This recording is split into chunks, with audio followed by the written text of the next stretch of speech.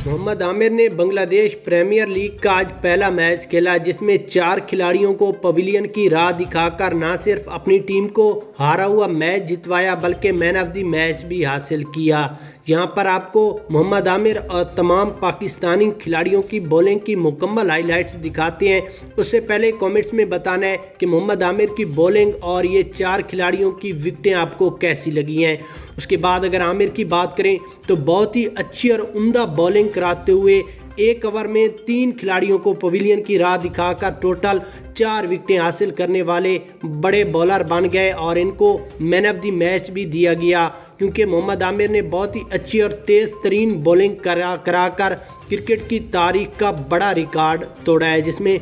मोहम्मद आमिर ने 4 ओवरों में 1 ओवर मेडन कराकर 7 रन देकर 4 खिलाड़ियों को आउट किया। उसके बाद अहमद वसीम ने 2 ओवरों में 9 रन दिए और कोई भी विकेट हासिल ना की।